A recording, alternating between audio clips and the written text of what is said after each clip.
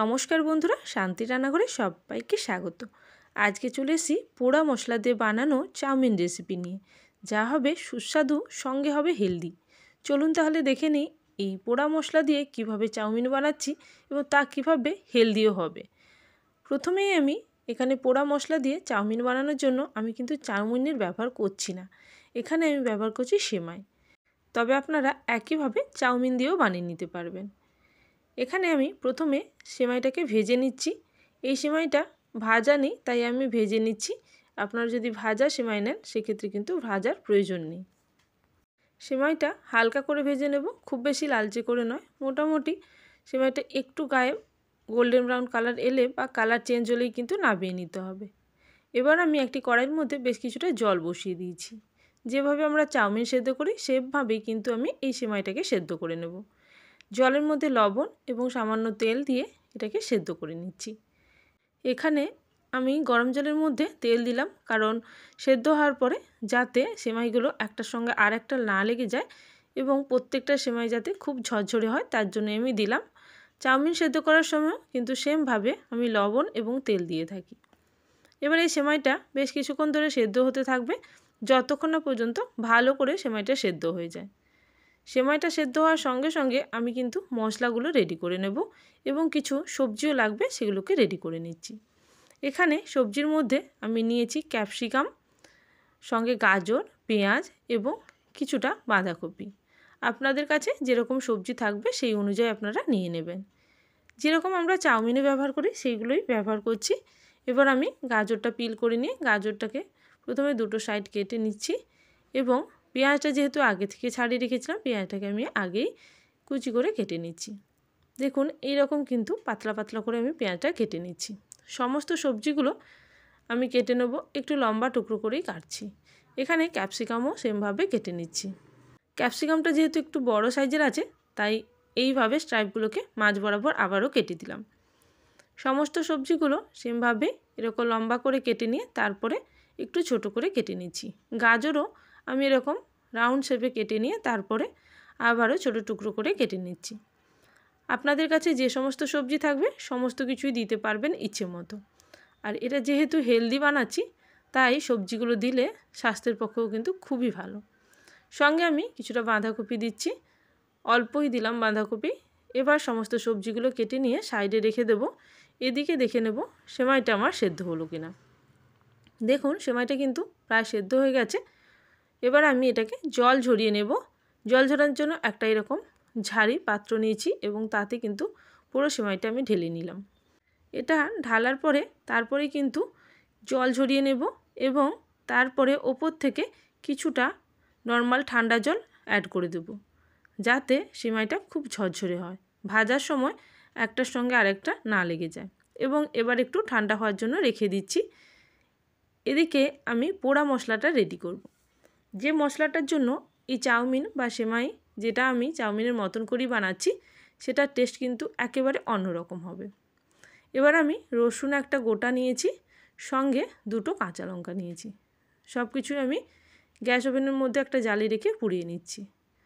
এইভাবে উলটপালট করে ভালো করে পুড়িয়ে নিতে হবে, খুব ভালো করে কিন্তু পুড়িয়ে নিতে হবে, যাতে বাইরের কাভারটা ভালো করে পুড়ে যায়, তাতে ভেতর থেকেও রসুনটা একটা স্মোকি ফ্লেভার আসবে।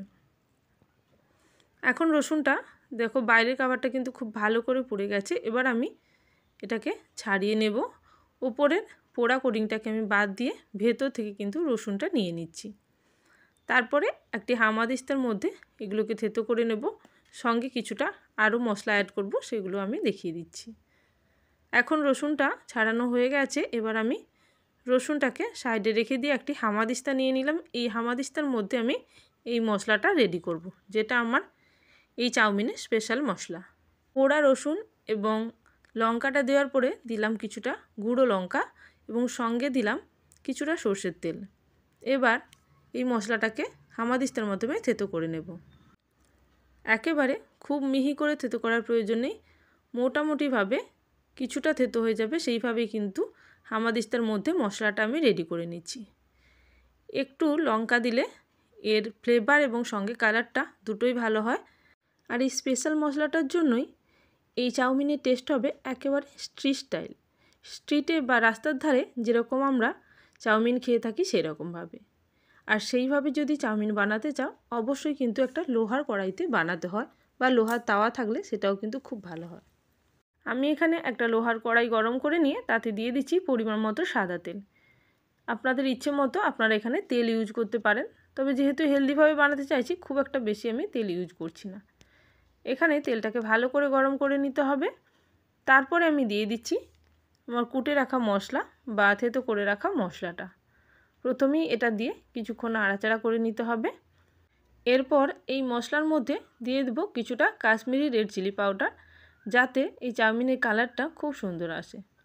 চাইলে এখানে ঝাল লঙ্কার গুঁড়োও দিতে পারেন, তাতেও কিন্তু কালারও ভালো আসবে এবং একটু ঝাল ঝাল ভাব আসবে। গ্যাসের ফ্লেম হাইতে রেখে আমি কিন্তু পুরো চাউমিনটা করব। এবার আগে থেকে কেটে রাখা সমস্ত সবজিগুলো দিয়ে হাই ফ্লেমে 3 মিনিট মতো নাড়াচাড়া করে নেব। এখানে সবজিগুলো কিন্তু একেবারে সেদ্ধ করা যাবে না, একটু ক্রাঞ্চি ভাব থাকবে, তাই হাই ফ্লেমে কিন্তু নাড়াচাড়া করে নিতে হবে। এই সময় আমি স্বাদ অনুযায়ী সবজিগুলোর মতন কিছুটা লবণ দিলাম, কারণ আমি আগে থেকে চাউমিনের মধ্যে বেশ কিছুটা লবণ দিয়েছিলাম সেদ্ধ করার সময়, তাই সবজির পরিমাণ অনুযায়ী কিছুটা লবণ দিলাম। এবার চাউমিনের সমস্তটাই দিয়ে দেব, মানে এখানে আমি চাউমিন ব্যবহার করছি না, সেমাই ব্যবহার করছি। সেমাইটা আমি পুরোটাই দিয়ে দিচ্ছি। দেওয়ার পরে গ্যাসের ফ্লেম হাই করে আবারও 3 মিনিট মতো নাড়াচাড়া করে নিতে হবে এবং সঙ্গে কিছুটা সসও অ্যাড করতে হবে। এবার আমি এই সবজির সঙ্গে চাউমিনটাকে খুব ভালো করে মিশিয়ে নেব এবং গ্যাসের ফ্লেম এই অবস্থায় একেবারে হাই থাকবে, না হলে কিন্তু সবজিগুলো সেদ্ধ হয়ে যাবে, চাউমিনটা কিন্তু খেতে ততটা ভালো লাগবে না। এই চাউমিনে তাই লোহার কড়াইতে হাই ফ্লেমে করলে সবজিগুলো ক্রাঞ্চি থাকে। এখন কিছুটা নাড়াচাড়া করে নিচ্ছি। এবার আমি কিছু সস অ্যাড করব। এখানে আমি প্রথমে দিচ্ছি টমেটো সস, একটু বেশি পরিমাণে দিলাম, আপনারা আপনাদের টেস্ট অনুযায়ী সেরকম দেবেন।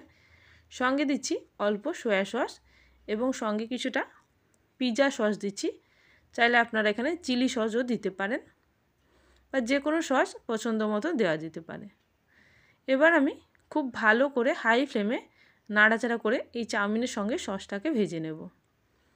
সসটা দেওয়ার পরে চাউমিনটা দেখো কিছুটা কিন্তু গায়ে লেগে যাচ্ছে মনে হচ্ছে, তবে এতে কোনো ভয় পাওয়ার কারণ নেই। হাই ফ্লেমে কিছুক্ষণ নাড়াচাড়া করে তারপরে ঠান্ডা হলেই কিন্তু চাউমিনটা একেবারে আগের মতন ঝরঝরে হয়ে যাবে। এইভাবে বেশ কিছুক্ষণ নাড়াচাড়া করে নিয়ে গ্যাসের ফ্লেম অফ করে দিলেই চাউমিনটা কিন্তু একেবারেই রেডি।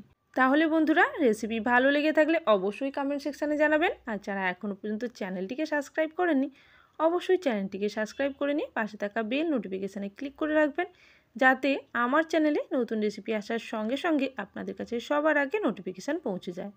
তাহলে আজকের জন্য এই পর্যন্ত, আবারও চলে আসবো নতুন কোনো রেসিপির সঙ্গে। ততক্ষণের জন্য সবাই ভালো থাকবেন, সুস্থ থাকবেন। Thank you for watching my video.